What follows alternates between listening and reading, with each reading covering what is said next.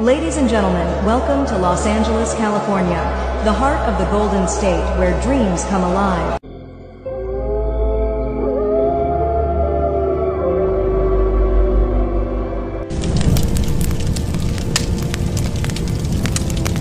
যে শহরটা ছিল শুধু আড়ম্বরে ভরা আর ছিল আলোর রোশনাই, সেই শহরটাই আজ পুড়ে ছাই।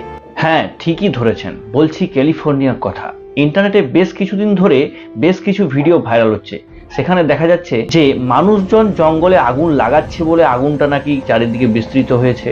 আবার শোনা যাচ্ছে নাকি সমস্ত ইন্স্যুরেন্স কোম্পানিগুলো এখন থেকে প্রায় 3-4 মাস আগে থেকে ওখানে সার্ভিস বন্ধ করে দিয়েছিল, পার্টিকুলার ওই শহরে। যদি দাবানল থেকেই আগুনটির সৃষ্টি হয়েছে, তাহলে সমস্ত ইন্স্যুরেন্স কোম্পানিগুলো কেন তাদের সার্ভিস 3-4 মাস আগে থেকে বন্ধ করে দিল? তারা কি তাহলে আগে থেকে জানতো যে আগুনটা লাগবে বলে?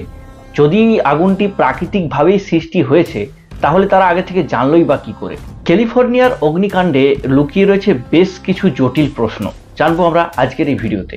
নমস্কার বন্ধুগণ, আমি শেখর, আপনারা দেখছেন শেখু ভাই। চলুন আজকের ভিডিওটি শুরু করা যাক।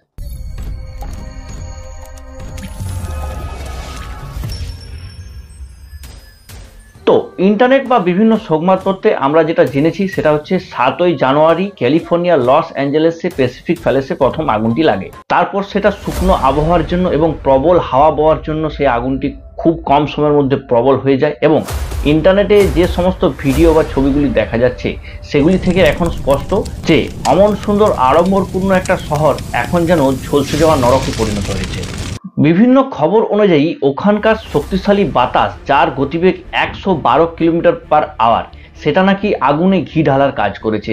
পুড়ে ছাই হয়েছে সমস্ত নামি দামি কোম্পানির হাজার হাজার কোটি টাকার সম্পত্তি, এমনকি ঝলসে শেষ হয়ে গেছে হলিউডের বিভিন্ন সেলিব্রিটির বিভিন্ন সম্পত্তি। যদিও সরকারের তরফ থেকে জানানো হয়েছে কোথাও মৃতের সংখ্যা 8 জন, আবার কোথাও 11 জন, কিন্তু এই ধ্বংসস্তূপ থেকে যেটা মনে হচ্ছে সেটাতে কিন্তু এই মৃতের সংখ্যা আরো বেশি। কারণ সরকার কখনোই চাইবে না এই সমস্ত ঘটে যাওয়া ঘটনাগুলোর সত্যটা সামনে আসুক।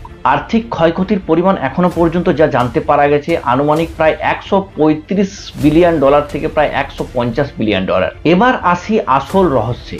আপনি জানলে অবাক হবেন, এই যে অগ্নিকাণ্ডটি ঘটবে এটা আগে থেকে প্রেডিক্ট করে দেওয়া হয়েছিল। 19 জুলাই 2024 জোরেগনেস এই অগ্নিকাণ্ডের প্রেডিকশন করে দিয়েছিলেন, আর প্রায় 3 মাস আগে থেকে সমস্ত ইন্স্যুরেন্স কোম্পানিগুলো তার সার্ভিস এই স্পেসিফিক এরিয়া থেকে ক্যান্সেল করে দেয়। এবার বলুন তো, মনে হচ্ছে না যে আগে থেকে জানতো ভবিষ্যতে কি ঘটতে চলেছে? আরেকটি অবাক করা তথ্য সামনে এসেছে যে ওখানকার ফায়ার ডিপার্টমেন্ট এটা জানিয়েছে যে ওরা এই আগুনটি কন্ট্রোল করতে পারেনি। তার মেন কারণ হচ্ছে স্টাফ ছিল না। কারণ ঠিক 8 মাস আগে এই শহরের ফায়ার বাজেট $17 মিলিয়ন কম করে দেওয়া হয়েছিল। তাহলে কি এগুলো সবই কোইন্সিডেন্স? আপনার কি মনে হয়? দেখুন, এতগুলো কারণের মধ্যে এই সমস্ত ঘটনাগুলো কাকতালীয় কিনা আমি বলতে পারবো না। ভৌগোলিক বিজ্ঞানীরা যেটা জানিয়েছে সেটা হচ্ছে যে এখানে আগুন এরকম ভাবে ছড়িয়ে পড়ার সব থেকে বড় কারণ হচ্ছে এখানের ভৌগোলিক অবস্থান। লস অ্যাঞ্জেলেস শহরের লেফট সাইড যদি দেখা হয় শুধু জল আর জল, আর ঠিক তার রাইট সাইডে অ্যাঞ্জেলেস ন্যাশনাল ফরেস্ট, যেটা শহরের খুব কাছে। এখানে দীর্ঘদিন বৃষ্টি না হওয়ার কারণে ওখানকার পরিবেশ প্রচন্ড শুকনো হয়ে গিয়েছিল।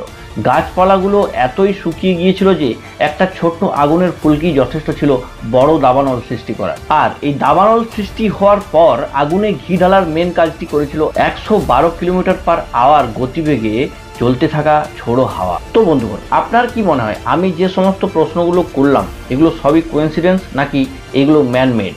অবশ্যই আপনার কমেন্ট বক্সে জানাবেন, এবং আপনি যদি এই ধরনের ভিডিও দেখতে ভালোবাসেন অবশ্যই চ্যানেলটিকে সাবস্ক্রাইব করে রাখবেন। তো ধন্যবাদ, দেখা হচ্ছে পরের কোনো ইন্টারেস্টিং টপিক নিয়ে। ততক্ষণ বাই।